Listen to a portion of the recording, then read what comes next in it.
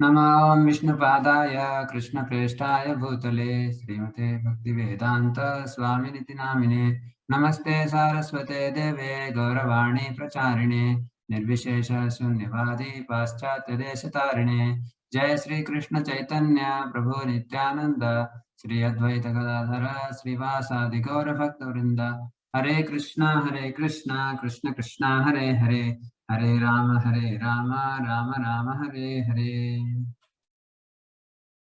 लोकं करोति वाचालं पंगुं लंघयते गिरिं यत्कृपातमहं वन्दे श्रीगुरुं दीनतारिणं परमानन्दमाधवं श्रीचैतन्येश्वरम्।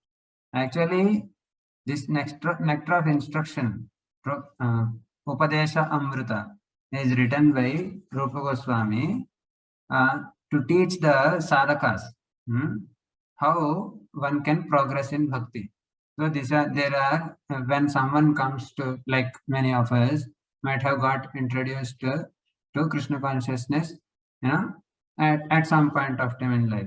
So if we understand, we have gone through different stages in our devotional life also. As we go in practical life also, we can go through different, we will go through different phases. Suppose we have married someone, two people get married.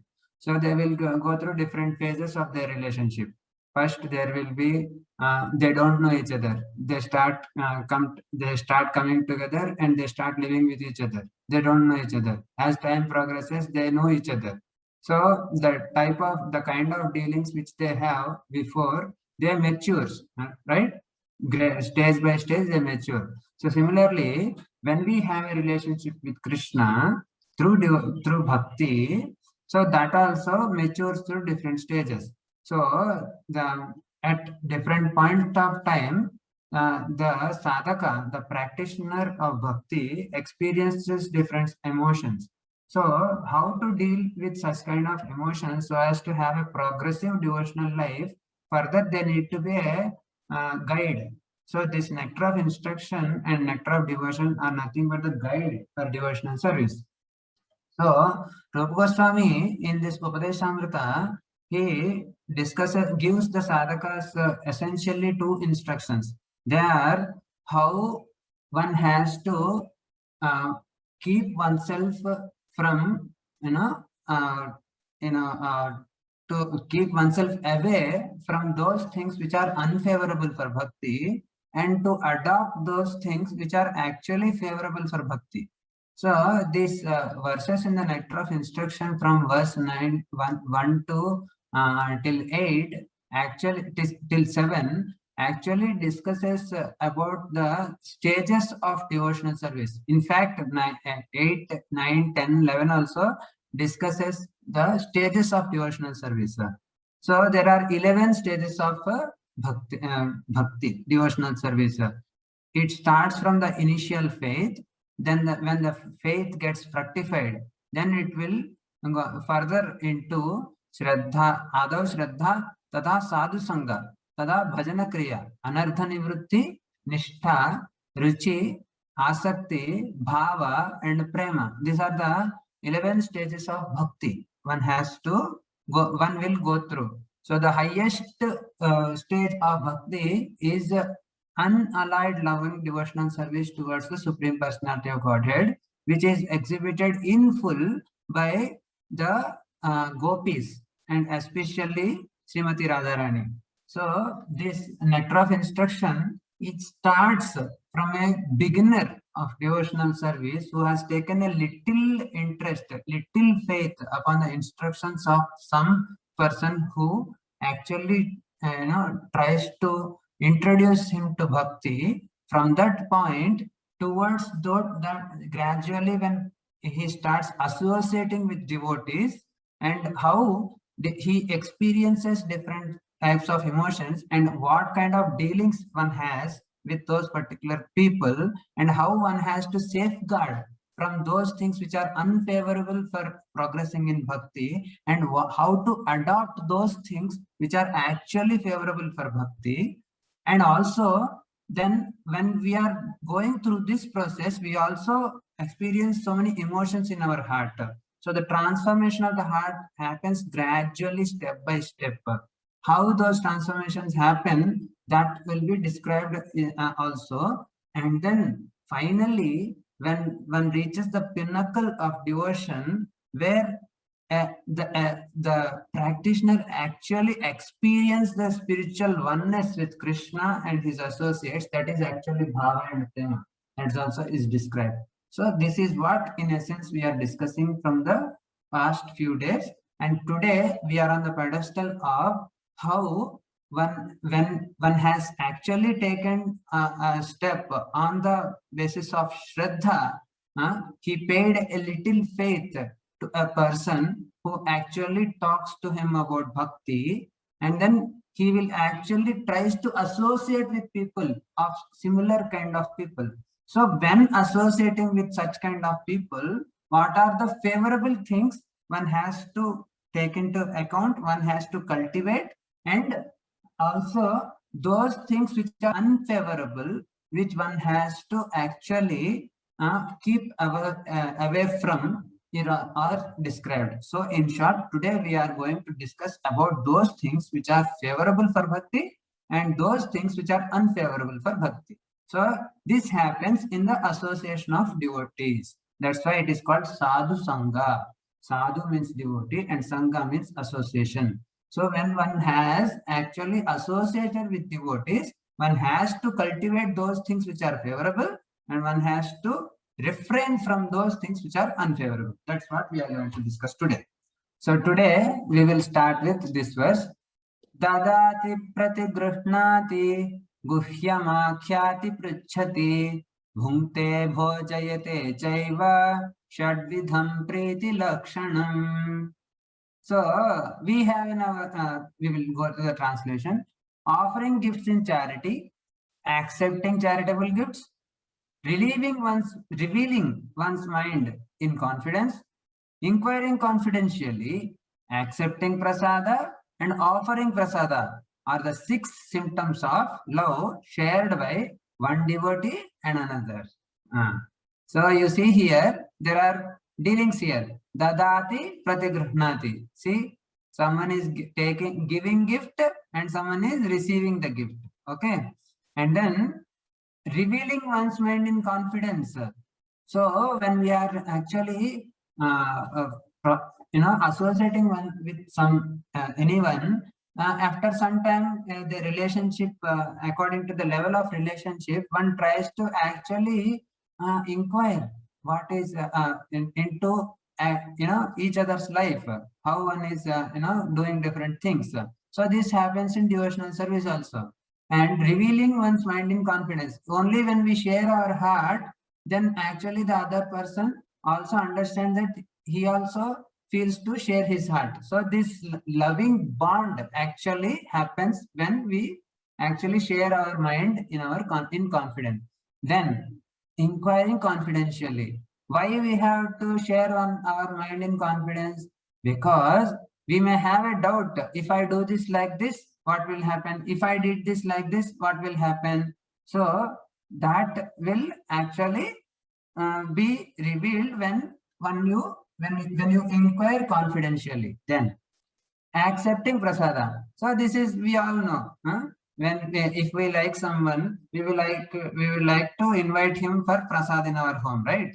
This also happens. This is there in our culture. Everywhere, in every culture, it is there.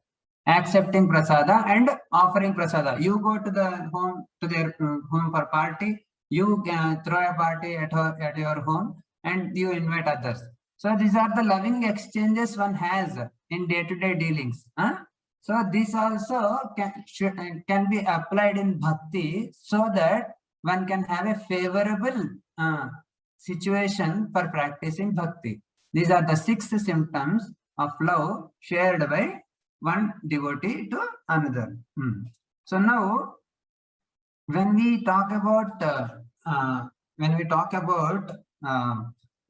these exchanges, then when we will talk about each principle one by one here. So dadati means giving. So we need to give, right? So when we are giving to someone, we suppose in Krishna consciousness offering gifts. So offering gifts means what? We can offer gifts to devotees, we can offer gifts to the Lord. So when we are offering that, it should be done with a wholehearted feeling. We should not give for the sake of giving.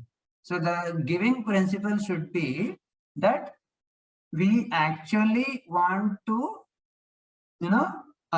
get the love, get the feeling of happiness in the heart of that person whom we are giving a gift, not just for the sake of giving.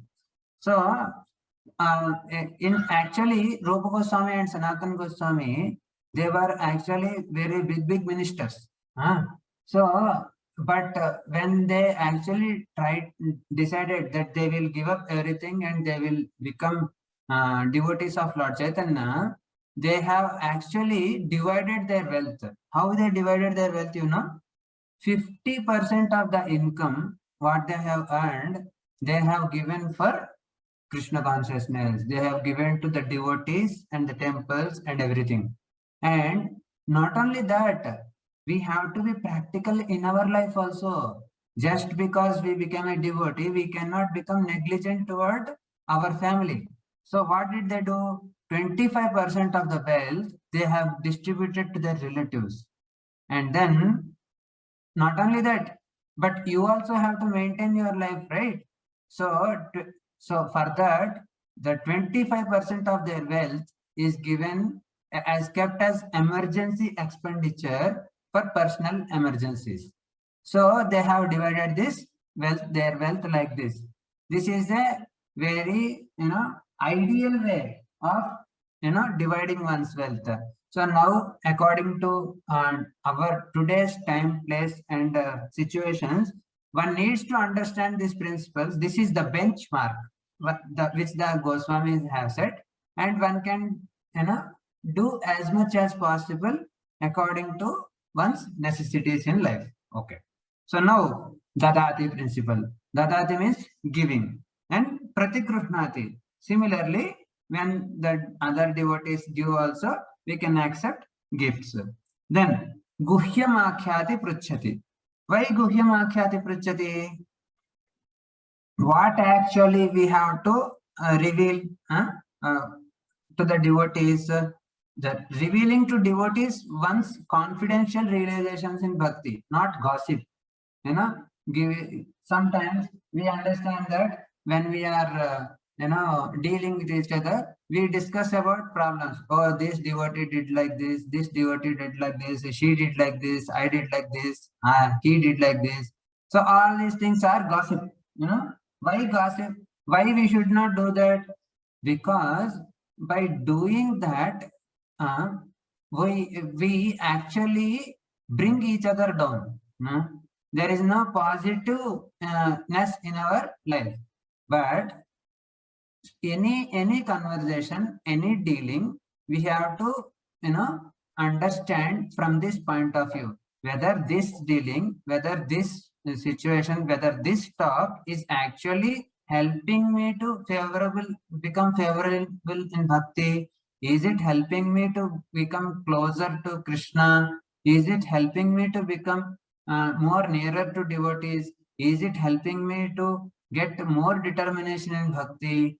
So, or is it adding positivity in my life? So this is the benchmark. However, all said and done, we all have our pitfalls. So we should avoid as much as possible from the unnecessary conversations which will actually drag us down or pollute our consciousness. That is one thing. Guhyam Akhyati does not mean that we dump all our things in our heart on someone, download and make him polluted. The idea of Guhyam Akhyati is, so when it is necessary to explain our problem, but when we are explaining our problem, we should also take care that we actually do some disservice to that devotee. So we should do in a way of submissive inquiry and an attitude for which we are actually seeking for our problem. So that is Guhyam Akhyati. And Guhyam Akhyati and pruchhati, and you inquire, how one can actually progress in bhakti. That is guhyamakhyati pruchhati. And bhumte bhojayate. We all know this, right? We are very well known. So if we want to actually please someone, we will actually first we will go bhumte. That's why it is called bhumte. So Rupa Goswami understands our mind. That's why he told bhumte, go and eat prasadam first, and then if when your belly is satisfied, then you also call people to satisfy our belly. So bhunte bhojayate. And what is the best way of bhunte bhojayate? Eat, give prasadam only, not any other food stuff. Don't go to pani puri chat with some onion and other things. Not all, we are not mentioning other things here. So the best way of bhunte bhojayate is prasada. Which prasada? Krishna prasada, which is offered to Krishna. Which is offered to Krishna Radharani when they taste it, when they eat it, and that their Mahaprasad gets mixed up with that prasada, which we of with that bhoga. If we take that, our consciousness, we also will be surcharged with the spiritual emotions of Radha and Krishna. That is prasada. Prasada, Prabhu ka sakshat darshan. When we actually eat prasada, we are actually coming in contact with Krishna. So prasada, Jagannath Swami is eating 56 items every day. And it is said that in Jagannath Puri, when the Lord starts eating, before his hand gets dried up, the other offering comes.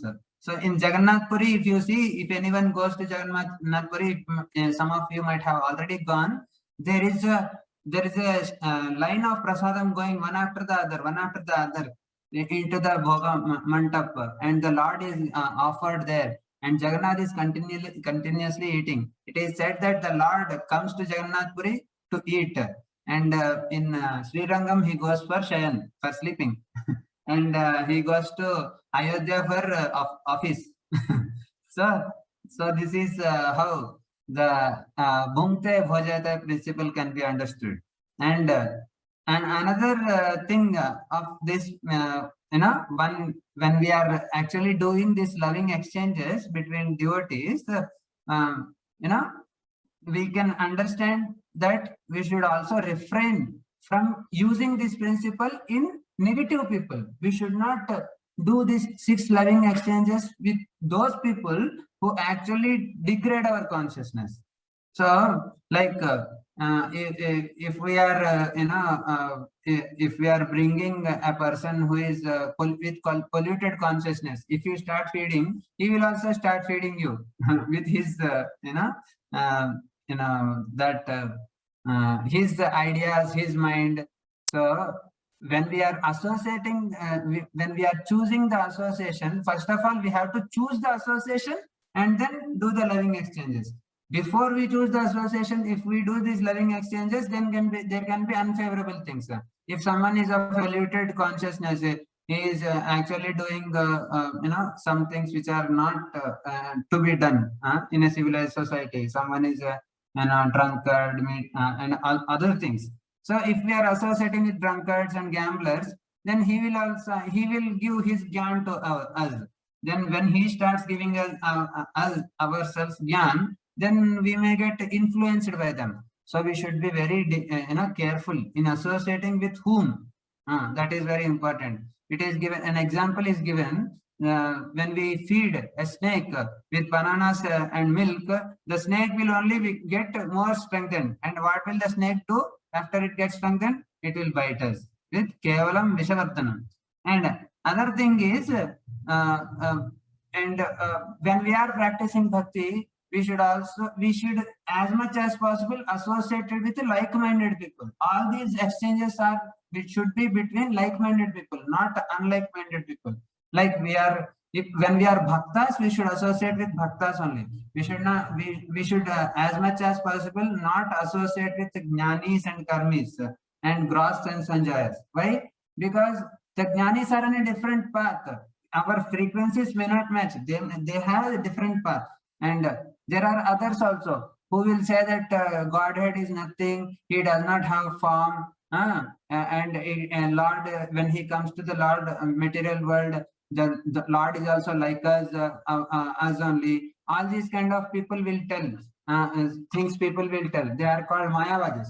So we should not associate. Mayavadi means they say that the Lord, when he comes to this world, he will also become under Maya. But Krishna is telling that I am never overcome by Maya. Mayadhyakshena prakriti suyate. The material nature is working under my direction. I am not under, working under her direction, but she is, working under my direction. So we should not associate with these people because they also have their own school and their own philosophy. So when we associate with them, if our faith is not strong enough, then what will happen? We will actually lose the seed of bhakti which we actually received so fortunately. Brahmand Brahmite Kon Bhagyavan Jeev Guru Krishna Prasade Pai Bhakti Lata Bij. So while wandering in the cycle of birth and death for millions and millions and trillions of years, by only a very, very rare fortunate soul is fortunate enough to get the seed of bhakti. So after receiving this seed of bhakti, through the mercy of Guru and Krishna, if we actually not take care of it, like we have an example of a plant. If you go on the road, sometimes there is a fencing, and if you see inside the fencing, there is a little plant. So why did they keep the fencing? The fencing is there to protect the plant, because if the fencing is not there, people may step over the plant and the plant get destroyed and died. So we are also having this kripa of bhakti, very komal shraddha. We are having little faith. So if we associate with other people, then there is a possibility that our bhakti will be trampled. So it has to be protected. So for protecting, we are actually not associating. But when the tree is grown up, then even if you remove the fence, there is no problem, sometimes. So when we progress in our bhakti, then we can think of associating with all schools of people like Prabhupada, Bhaktisiddhanta Saraswati Thakur, all the great people. They can go to any place and they can instill bhakti in others' place. But when we are in a stage where we all ourselves have not so much strength to practice devotional service, it's always better to avoid those people who will actually prove counterproductive for our cultivation of bhakti. So that is one thing which we need to understand. And the revival of one's innate love for Krishna. Krishna consciousness is actually not an artificial imposition of the mind. It is already there in one's heart. It has to be revealed by the process of devotional service. Nitya Siddha Krishna Prema Sadhya Kavane Shravanadi Suddhi Chitte Karaya Uday. So when one chants, when one chants of the holy name of the Lord in Sankirtan, and one hears about the glories of the holy name and the devotional service in the association of devotees, and one observes regulative principles, and one follows the instructions of the acharyas through reading Srimad Bhagavatam, Srimad Bhagavad Gita, and if one actually taken shelter of a guru and diksha from a guru, by following the orders of guru, one can so all these things which actually purify one's heart, and gradually our cheta darpana marjanam, our the mirror of the heart will get cleansed. And what is there when the mirror is cleansed? That the actual image. And what is the actual image? We are an image of Krishna. We are part and parcel of Krishna. Our true self-identity will be revealed as a servant and of the servant of the servant of the Supreme Personality of Godhead. So that is actually happens that through the power of Sankirtana, through the power of the holy name, through the power of the Acharya, and through the power of the association of devotees. So all these things will happen. So the supreme dharma for the humanity is to take to the shelter of Krishna. And dharma is not there in the animal society. The animal society will function on 4 principles. What is that? Eating, sleeping, mating, defending. These are common. What do you call? Ahara, nidra, bhaya, maithunam cha सामान्यमेतत् पशुभिर्नराणां धर्मो हि तेषाम् अधिको विशेषो धर्मेण हीनः पशुहि समानम्. So when when a human being, if he thinks that he is a social animal, he will remain on the platform of animal. So human being is not simply a social animal, he has much more. Dharmo hi tesham adhiko vishesho. The adhika vishesha, the what do you call, distinctive subject matter of a human society shall be religion, dharma. And dharma, what is dharma? Dharma is the eternal constitutional position of a spirit soul. So what as a soul is actually eternally, that is dharma. So for example, if you ask salt, what is your dharma? The salt will say, my dharma is to be salty. And then if you ask a chili, what is your dharma? The chili will say, my dharma is to be hot. Similarly, if you ask sugar or jaggery, what is your dharma? Sugar will say that my dharma is to be sweet. So similarly, if you ask a human being, what is your dharma? Then he is confused. So actually, our dharma is to serve someone. You see people, they want to please someone. What we are discussing so far, we are giving gifts, accepting gifts, and feeding people and inviting people, and going there, marrying, all these things. Why we are doing? Yeah, after man gets married, he will become the whole soul servant of the family, unpaid servant. If you invite a person to your home, if you call a servant maid, every month you have to pay wages. But a man gets married and he will give money and he will serve also. So that is like, yeah. So that is service. This attitude of service cannot be taken out from the soul. It is very much there in the soul.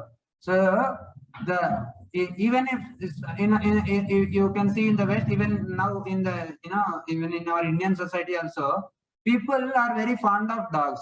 They eat with them, they sleep with them, they take bath with them, and do everything with them. Dogs. Why? Because they want to serve desperately someone they want to serve, and they want to actually find a companion to whom they can give everything of theirs to. And they found that the dog is the best person because he will be loyal and he will not argue. The dog. At the most, it can say bobo sometimes. So then both the parties cannot understand what is happening. So then this communication is better. If you ask a human being, then he may share or she may share his things. Then there can be dishum. So so to avoid this, then the dog will say bobo. Anyway, both of them cannot understand what is that. So this attitude of service cannot be taken out from the soul. So the soul desperately wants to serve. So now the acharyas are telling, Baba, you anyway have to serve. So now what to do? Better serve the Supreme Master. The Govinda Das is saying, Vifale sevenu kripana durajana chapala sukha lagire. He's saying, the man is actually serving his senses. Sometimes we say we think that by eating nice foods and drinking some wine or liquor and all those things, the people think that actually they became masters.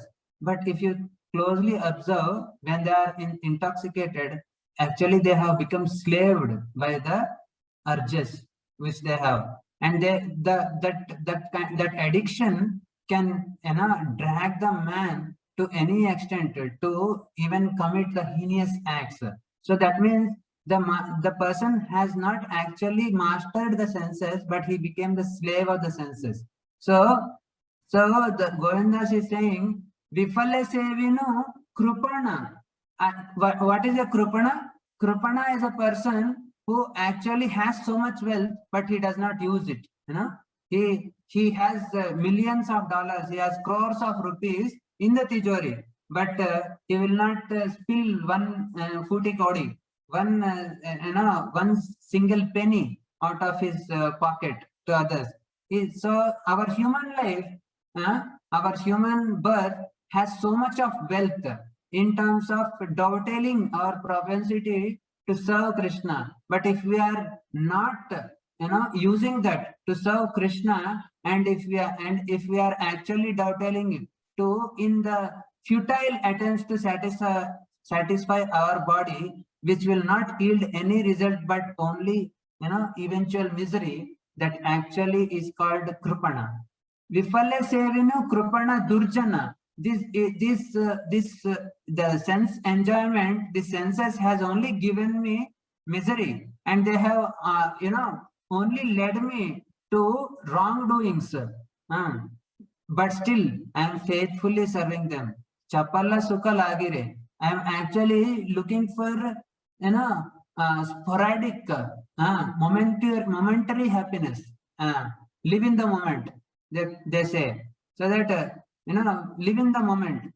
No, we can live in the moment, but we can live in the moment with bhakti. If we can live in the moment with bhakti, live in the moment not for sense gratification.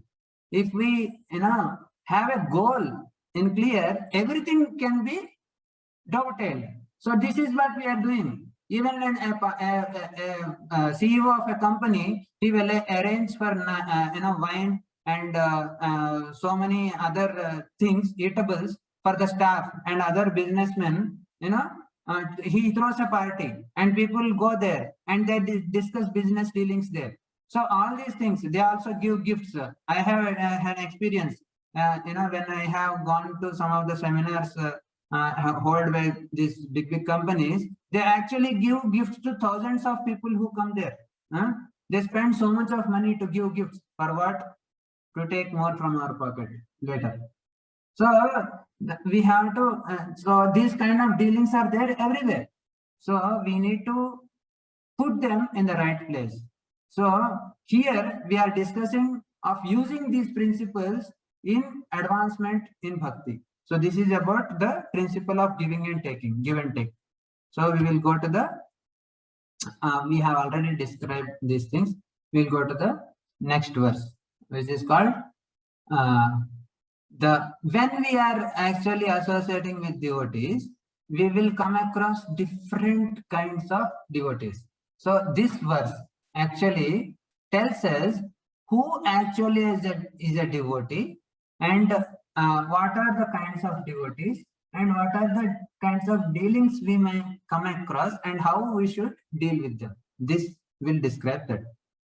Krishneti yasya giritam manasadriyeta dikshasti chet pranatibhischa bhajantamisham susrushaya bhajana vijnam ananyamanya nindadi sunya hridamipsita sangalabdhya. So he's saying, Krishneti yasya giritam manasadriyeta.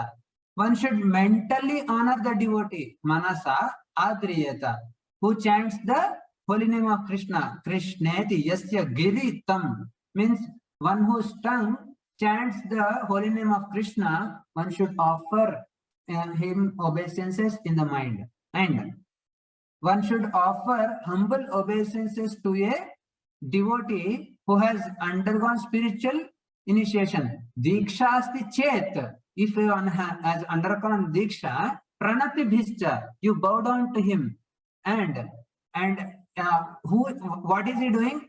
Bhajantam isham, he is actually worshipping the deity of the Supreme Lord. And susrushaya bhajana vijnam ananyamanya, anyanindadi. So susrushaya, one should actually hear from susrusha, hear, and serve that, associate with that devotee faithfully. Susrushaya who is that devotee? He is actually knowing bhajana vijnam, and what he is doing? Ananyam anyanindadi sunya hridamipsita zangalabdya. He actually he is advanced in unalloyed, undeviated, ananyam devotional service, and whose heart is completely freed from ninda, of blasphemy, of other criticism towards nindadi shunya. So hridam, his heart is completely freed from criticizing propensity to others. So ipsita sangalabdha, one should be very eager to associate with that devotee. So the first line says about a person who actually is on the first stage of devotional service, that is called Kanishta Adhikari. We will go further and we will describe. And then the second line talks about that devotee who has is actually constantly chanting the holy name of the Lord, but he has also taken one step ahead, and he actually took shelter of a bona fide spiritual master, and he is practicing devotional service. He is also a bhakta. And another devotee who has actually perfected the bhakti, the process of bhakti, who is on the level of a spiritual master. He doesn't see anyone who is fit or unfit. He is actually freed from the propensity of criticizing others. And what is there in his heart? His heart is filled with pure love towards Krishna and pure, unalloyed, undeviated devotional service towards Krishna. So his association is very much sought after. Ipsitam sangalabdya. So we discussed this one. Mentally honor a devotee who is a Kanishtadhikari, and offer obeisances. We should, these people can be on the level of your guides. Whenever you see your guide, you can actually offer. He is also a practitioner devotee. But he has much more faith. He has much more advancement than us, who have actually come, into the bhakti. It is safe for every one of us to think that everyone is a Madhyamadhikari or Uttamadhikari. Never think about someone to be inferior to us. So that is actually safe for us. And then we see those devotees, those who are actually, always in connect with Krishna, like the spiritual master. They always talk about Krishna, and you never see them blaspheming any devotee, and they always glorify each and every devotee, and they always engage whoever they come in contact in connection, in devotional service, to connect them to Krishna. These are like people on the level of spiritual master. We should be eager to always be around them and actually serve along with them. They are the Uttama Adhikaris.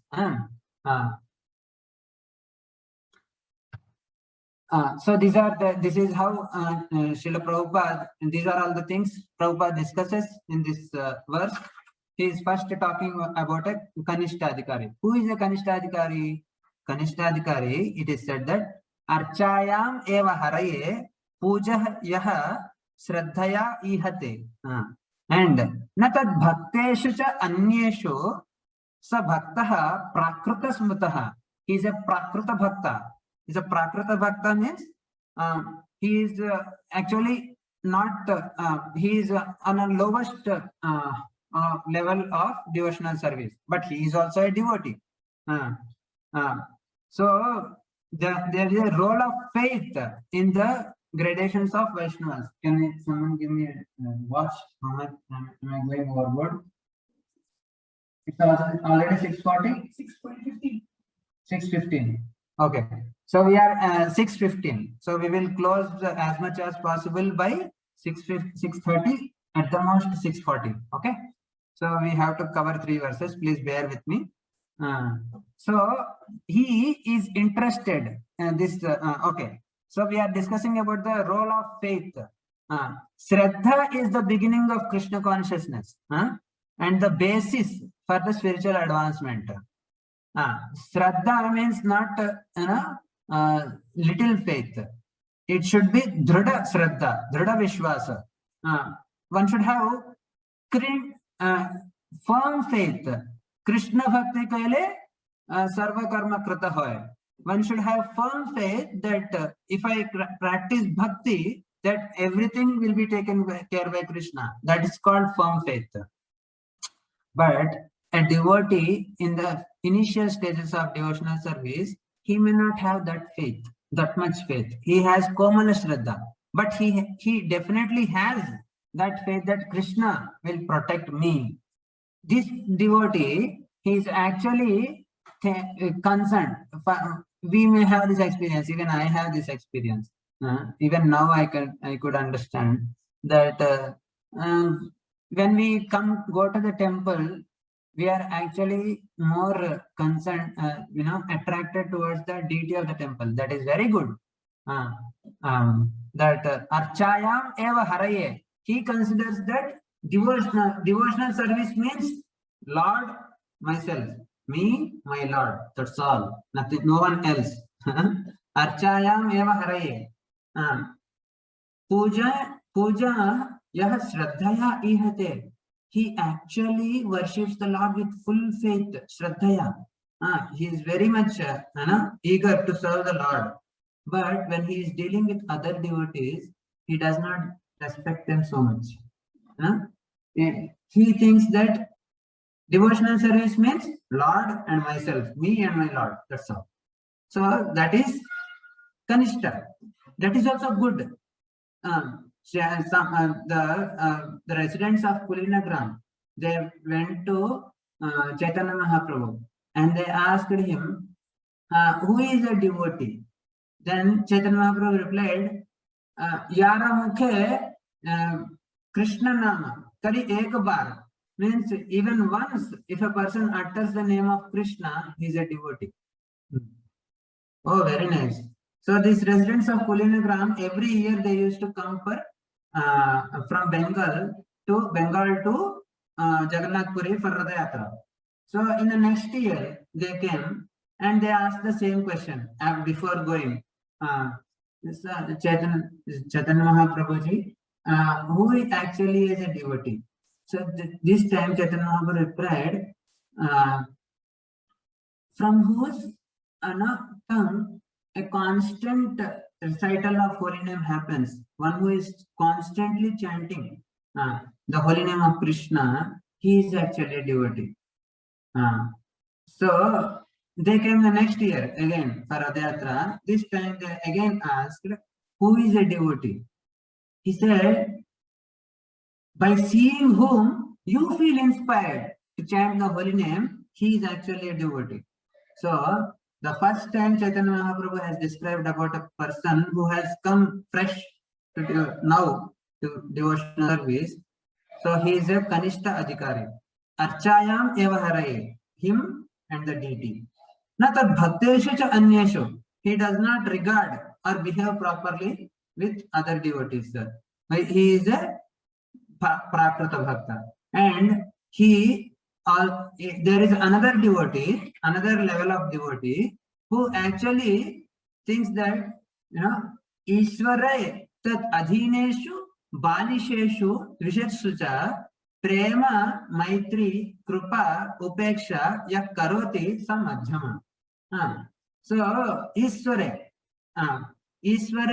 he understands who is the Supreme Lord. Tat adhineshu, who is actually under him, tat adhineshu, and balisheshu, and he understands who is actually like a child in Krishna consciousness, and Drishatsucha, he is also understands who are actually enemies of these bhaktas, who actually hate the bhaktas. He understands them also. Then he has to deal with them, right? Then what he will do? He will apply prema. He will he will put his love. He will love those devotees who is he will love the Supreme Lord and his pure devotees who are called Uttama Bhaktas, and Tad Adhinesho Maitri. So those people who are actually similar to him, who are constantly chanting the holy name of the Lord, who are actually practicing and wanting to advance more and more, he will maintain friendly dealings with them.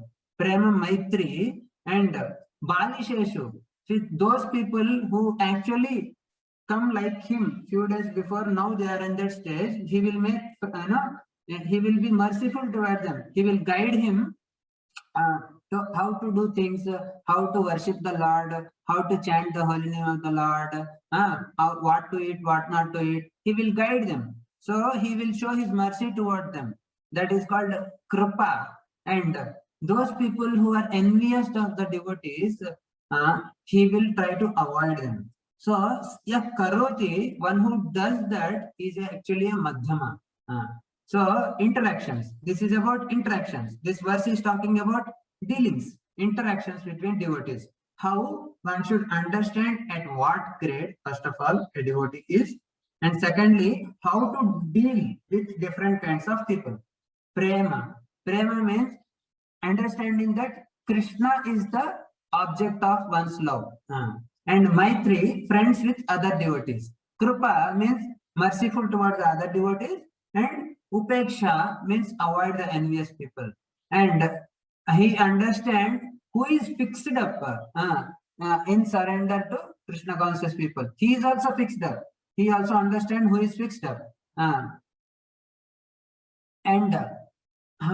One thing to note here is this Madhyama, he is in the process of getting purified. He may not be actually well versed so much in the Shastra. He knows that Krishna is the Supreme Lord and devotional service is the highest, and association with the devotees and the process of devotional service is that which he has to follow, but he has not so much conclusive knowledge of the Shastras.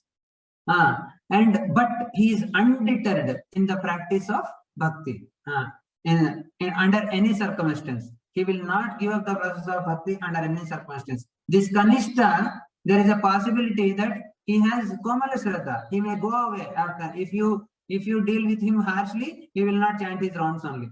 He will not come to morning program only. He will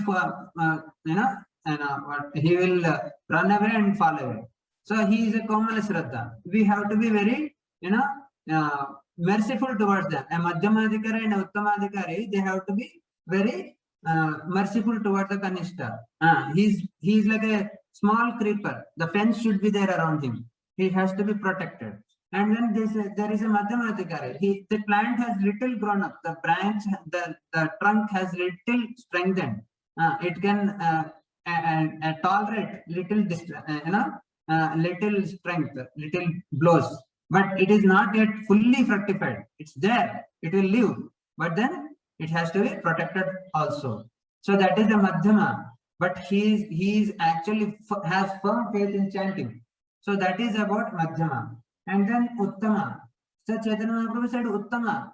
Uttamadhikari is a Mahabhagavata devotee. He has actually perfected the process of devotional service. So he is like a Pandita Samadarshana. Krishna talks about Vidya Vinaya Sampanne Brahmane Gavi Hastini Sunichaiva Swapakecha Pandita Samadarshana. He does not distinguish who is a devotee, non-devotee, nothing. Whoever he sees only spirit soul within them.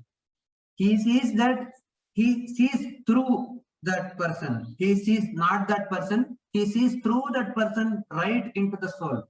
What he sees is he only sees a spiritual spark, which is part and parcel of the Supreme Personality of Godhead. Sthavara Jangama dekhi na dekhi sthana sthana. Sarvatra hoive ishtadeva spurti. He always sees his eternal Lord, his worshipable deity everywhere. He is that Uttama Bhakta. And so he does not distinguish between animals also. Chaitanya Mahaprabhu, when he went to Jharikanda forest, he was always in the ecstasy of the holy name. and he came across the wild animals in the jungle, and he asked them, "Oh tiger, chant Hare Krishna, Hare Krishna." Tiger started Hare Krishna, Hare Krishna, Krishna Krishna, Hare Hare. And then the deer also started chanting Hare Krishna. And then the birds, Hare Krishna, Hare Krishna, Krishna Krishna, Hare Hare. So they also started chanting Hare Krishna. So Chaitanya Mahaprabhu does not distinguish between who is an animal and a human being also. For him, everything is a spirit soul. Vidya Vinaya Sampanne, Brahmane, Gavi, Hastini. Srila Prabhupada, when he went to the West, he saw all these hippies, who were drug addicts, drunkards, womanizers, so many things they were doing, what not. We might not even know that these all things can be done also. So they were doing all those things. But he saw a spirit spark. He saw a potential of devotional service in them, and he engaged them gradually in the process of devotional service. They only know one thing, the hippies. They cannot understand his accent. Srila Prabhupada has a heavy Bengali accent. When only thing what they understood was his whatever he cooks, that prasadam, they don't know, they know the name prasadam, but they understood that it is a good food. They took prasadam from the hands of a pure devotee, and then they have only one faith: this man has not come to cheat us. So only by associating with the person, Chaitanya Mahaprabhu is telling him, by seeing whom you will feel inspired to practice devotional service. He is a Uttama Bhakta. So by seeing Srila Prabhupada, by associating with Srila Prabhupada, even those people who are on the lowest grade of human existence, they also became the highest people in bhakti. And those people who associated with Prabhupada, they are big sannyasis today. So there is no bar for anyone to rise from the lowest level to the highest level. So Narada Muni, he actually associated with Mrugari, the hunter. The Mrugari was killing the animals half, and he was enjoying them, tadapte hue marna, foot ke marte hue wo dekhte, he became happy.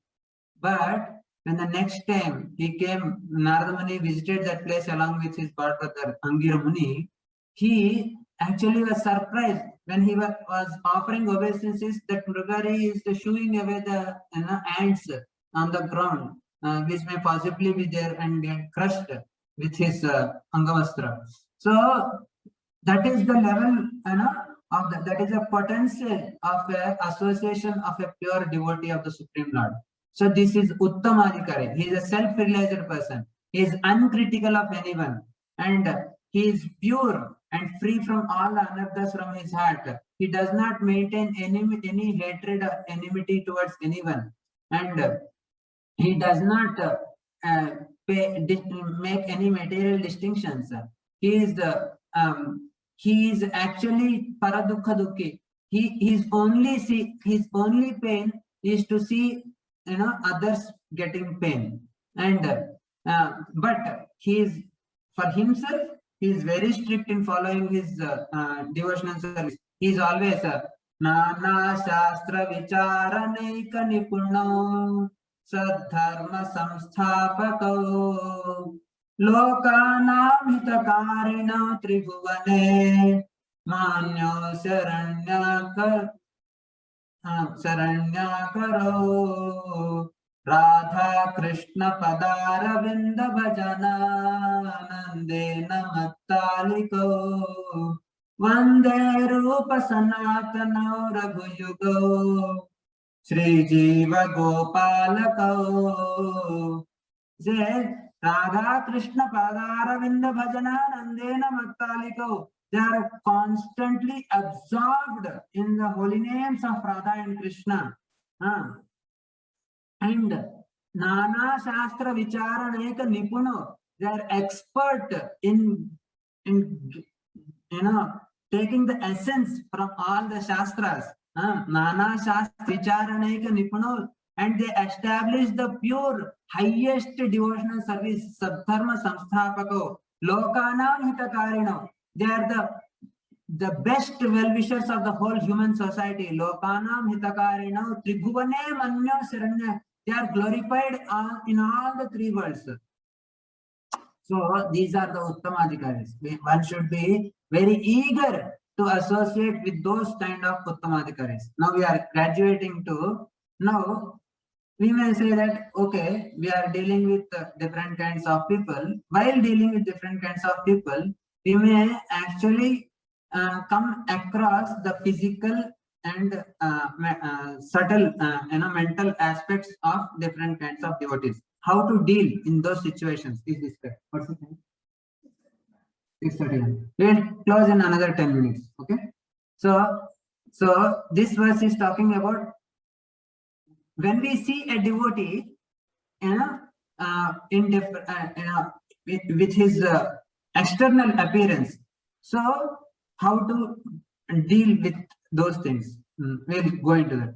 Drishtai svabhava janite vavishashcha dosher na prakrutam iha bhakta na prakrutatvam iha bhakta janasya pasya gangam bhasav na khalu budbuddha fena pankair brahma dravadam apagacchati nira dharmaihi. Saying the analogy is beautiful here. It is said the Ganges water. So when you go to the Ganga, we all know that Ganga is famous to have crystal clear waters and also purify us. Ganga is famous for purifying everyone's sins. We go to Haridwar, we go to Kasi, we go to Rishikesh, we go to Gangotri, Jamunotri. All these places we go to take bath in Ganga. Why? If you have a dip in Ganga, then all our sins will be cleansed. Now, if you go to Ganga in a rainy season, what will happen? There can be mud along with the water, right? So when the rain falls on the river, then it may get agitated, and also when the water coming from the mountains, when it comes in the rainy season, the water gets mixed up with the mud. So the water may appear muddy, but does that mean, and sometimes it has foam and bubbles also. So when we see that, did Ganga lose her potency from being Ganga? Did Ganga lose her potency to cleanse one's sins? No. Externally, it may appear muddy with foam and bubbles, but Ganga is Ganga. So similarly, a devotee, he might appear to be with physical imperfections, like a devotee, sometimes he might have a deformed body. He might have a very fragile, diseased body, and he might have a body with some disease, some skin disease or whatever. So when we see such a devotee, we should not treat, think about him. We should not have a vision of him like an ordinary vision which we have with other living beings. Drishtai svabhava janitair vapashascha doshe. And this can be of a, someone can be coming from a different background. Now we are Indians. Sometimes we may see devotees who are coming from foreign lands. They have a different kind of lifestyle. They might dress differently. They might put tilak differently.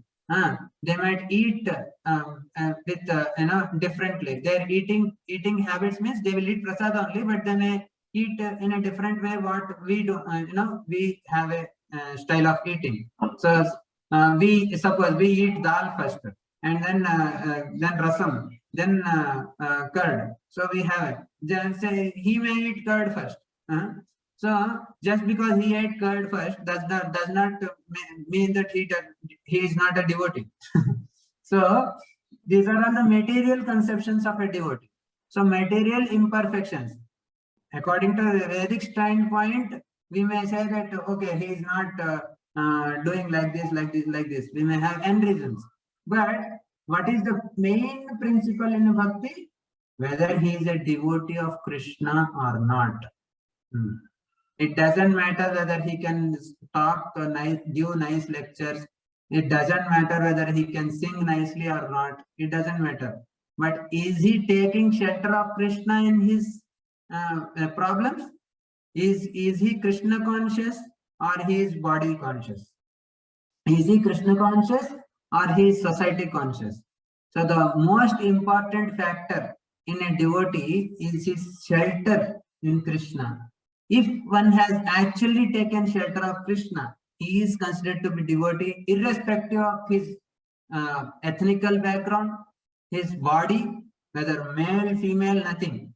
Or it can be, is a diseased or a healthy person. So all these imperfections, all these differences and imperfections does not matter. What matters is actually, is he a devotee of Krishna or not? Is he taking shelter of Krishna or not? So the level, the barometer of advancement of a devotee is to seek where is his shelter, to understand where is his shelter and what is the degree of his surrender to Krishna. So this is the actually the barometer to measure one's progress in bhakti. So that is drushtay swabhava janitay vapusascha doshay. So he may appear ugly, disease, infirm, old age, all these things. And but he should not, na prakritatvam. So one should not see a pure devotee with such a prakrita vision, with a materialistic vision. Yeah, bhakta janasya bhakti. So just like Ganga water. Now, so what are all the possible things as we discussed? There can be bodily defects. Criticism. One should not criticize of bodily defects. And sometimes we may come across devotees who may actually appear to be doing like materialistic persons. They may be doing wrong. So we should not criticize them. If he is doing wrong, you maintain a distance from him, because Krishna is telling. But one thing we should understand is he should be connected to devotional service. If he is not connected to devotional service, or he is connected to devotional service also, but he is doing wrong things, we should not associate with them. We can maintain a distance from them, but respect him. Don't disrespect him. Because Krishna is telling, api chet suduracharo bhajate mam ananyabhag. He is sudurachara. While executing devotional service, because of his past conditioning, he might have done some things which is abominable. Suduracharo. But bhajate mam ananyabhag. Nevertheless, he is actually taking full shelter of me. Bhajate mam ananyabhag. He is not going to other people. He is not going to demigods. He is not going to other demigods. He is not going to elsewhere. He is actually my devotee. Api che suhu duracharo bhajate mam ananyabhag sadhureva samantavya. You should consider him sadhu only. Why? Why? Because samyak vyavasito hi saha. He is properly situated in the path of devotional service. Actually, when I was, I have to confess here, when I was in my initial years of Krishna consciousness, when I was in college, I used to stay with one of my friends. And he used to do gym and other things. When we come to devotional service, we feel that whatever chanting is the only thing, and other things, whoever seems to do anything else, he does not fit into our framework of bhakta, then he is a fallen person. So then I complained to my, and not complained, criticized about him in front of my Shiksha Guru. He told, he heard. Then after one day he told me, see, someone is having dirt all over his body. He might have fallen in kich, what do you call dirt, mud, kitchen. But he has come and he has switched on the shower and he is under the water. he's still muddy. Okay, but the water is falling in on his body. It is only cleansing. It's only time that he will get cleansed. He will become clean. So now, what do you call him? It is up to you whether to take his temporary, uncleanliness and dirtiness and call him and stamp him dirty for life, or you have patience and perseverance and wait for him to get cleansed. It is up to us. So it is very important to be uncritical about devotees, and we should not also attribute the advancement in devotional service to hereditary thing. All people who are coming from India and from all the high lineages like Brahmanas and Saraswat Brahmanas, all those people are only devotees and no one else are devotees. Like this, this is actually another manifestation of our false ego. Why is that devotee great? Because he actually belongs to my, my community, my caste, he actually satisfies my ego. That's why he is great. So the me is taking predominance over here. It is only out of false ego that we think that only a certain section of people are qualified to become devotees. No, Krishna is not putting any bar on anyone to become perfect in life, and especially in devotional service also. Anyone can graduate from the lowest grade to the highest grade. So the hippies, in association with Krishna's pure devotees, they became happy. They become spiritual masters. But if you start only telling that, oh, in his previous life he was doing all this nonsense, so he is not qualified to be devotee. And actually, it is my vision to be so, cynical. No, he has actually graduated to a higher level. He passed the exams. He cleared the exams with flying colors. That's why he is in that position now. So we should not criticize the devotees by birth, by material vision, by out of jealousy also. Sometimes it is inherent in our heart. So we feel jealous. So we should be very careful in dealing with different kinds of Vaishnavas. So the whole thing to understand who actually is a devotee is, as we have discussed, where is his shelter? Where is his surrender? Is he surrendered to Krishna? He is taking shelter of Krishna in all circumstances. That's good. And what are the prerequisites to become a devotee? He should be having disinterest in material enjoyment, and he has mundane, he is not interested in doing gossip, and he is ready to practice austerity, celibacy, and everything which is favorable to bhakti, and he is inquisitive to understand about Krishna and his devotees, and he when one progresses further, he accepts the shelter of a guru, and the result is one gradually becomes disinterested in material enjoyment and interested in spiritual life. So these are all the three kinds of devotees which we have discussed, and why we should not see a devotee with a material vision. So we discussed about, in summary, we discussed Sadhu Sangha. In the Sadhu Sangha, first we discussed about the favorable and unfavorable exchanges which one has to do and one should not do. And while dealing with different kinds of devotees, understand who is at what grade and how to deal with each and every one of them. And when we come across seemingly faulty behavior and seemingly imperfect, seeming imperfections in the physical appearance of a devotee or his food habits or whatever, how we should understand them, that we have discussed in the verse number 6. Okay. So what's the time? Okay, we'll close now. If there are any questions, yeah, definitely we can implement Dadati Pratigruhnati with our relatives. Only thing is we need to understand what is the line. So if the relatives are actually becoming favorable by our exchanges, definitely yes. We should not, we should always, maintain good relationships with everyone, including our relatives, family members, our society members. Everyone should be in good books. Only thing is, we should not get influenced by negative things. If their association is being become counterproductive, relatives are a different case.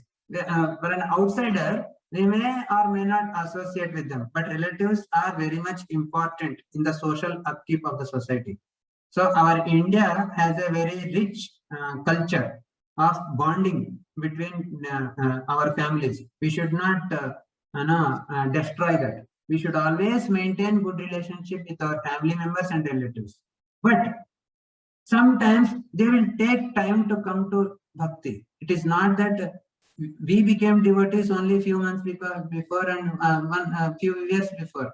If we expect them to come to our stage in no time, how will it happen? So gradually we need to give them gifts, but you should think them that like neophytes. They are in the starting level of devotional service. How if you go to a college and to teach about Krishna consciousness, if you give the boy Bhagavad Gita, take Bhagavad Gita, will he take? He will say, I will take Bhagavad Gita, I will take video game. So, or he will say that I will play cricket. So, why he is interested in Bhagavad Gita? You have to tell him what actually is the substance, subject matter of that, and actually how it can help him. You may have to make the subject matter relevant to them. So then only they will take. If you are not able to convince them, then you can always maintain a good relationship with them, but keep distance from them. If they are keep distance in the not in the sense like you actually refrain from their association, but you may not get influenced by their philosophy.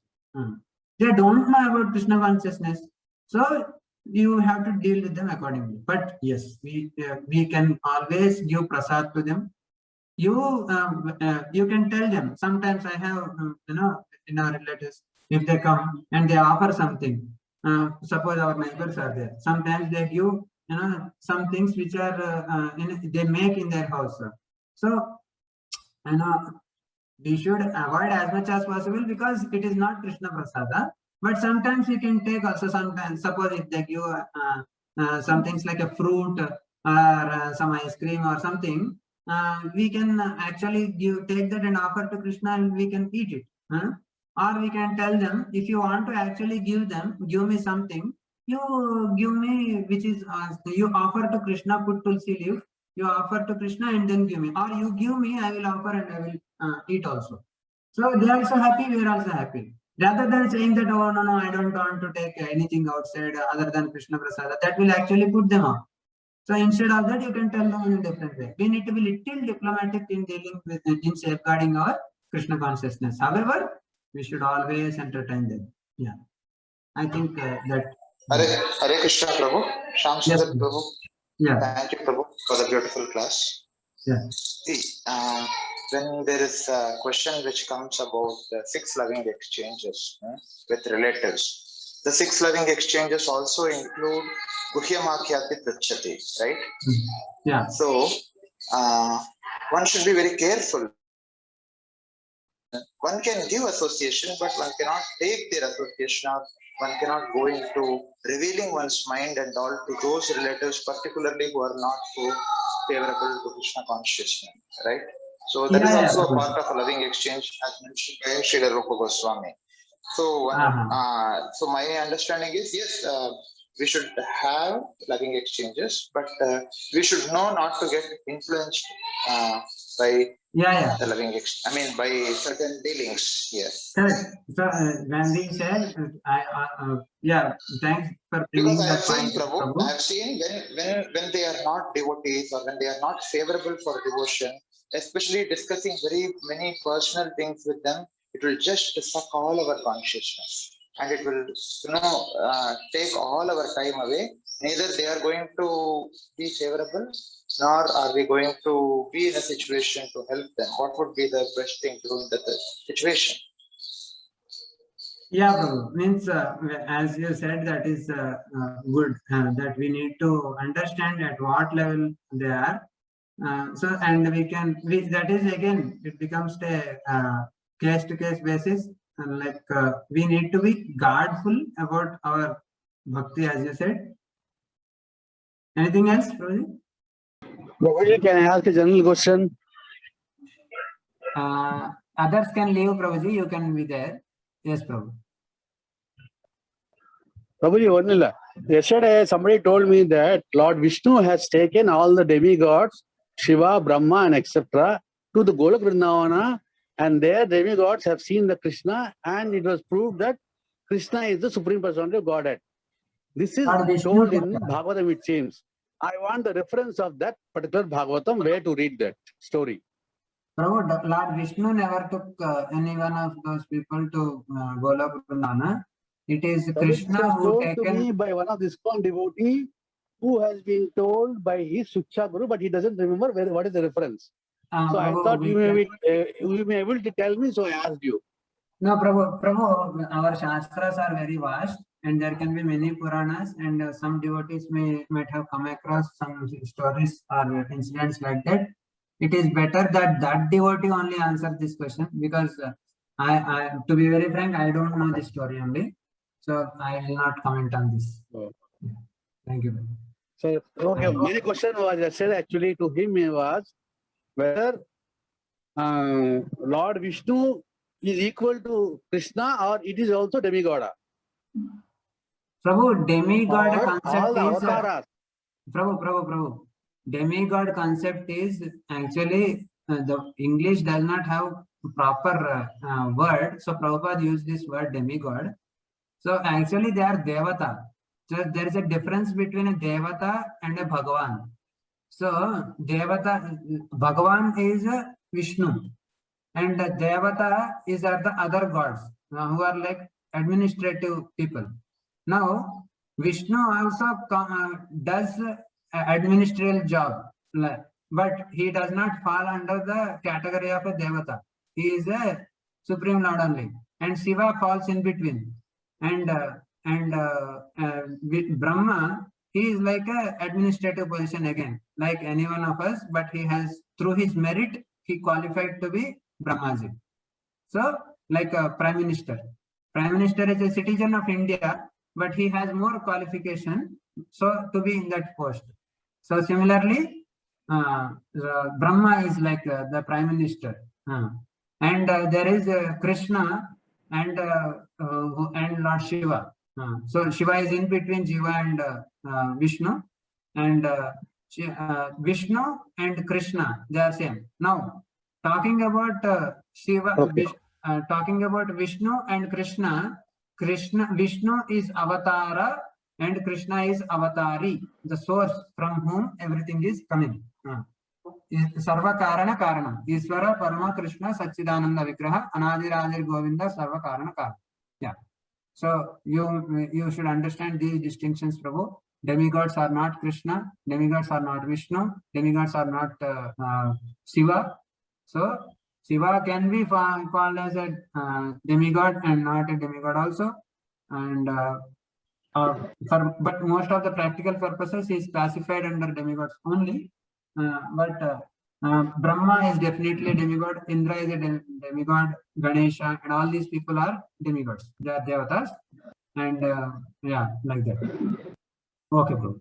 If there is any clarification on this, we can take it offline, Prabhu, because others may want to continue with their thing. No, okay, bro. Let me get your number. I'll talk to you. I want this clarification. Okay, no problem. We'll connect later. Hare Krishna. Thank you. I'll ask Prabhuji. Okay, Prabhu. Oh, sure. Okay. Thank you very much. Hare Krishna, Krishna Krishna, Hare Hare, Hare Ram, Ram Ram, Hare Hare.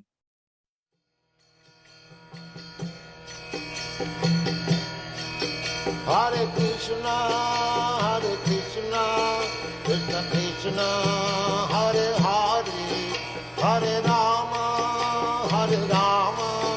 Rama Rama.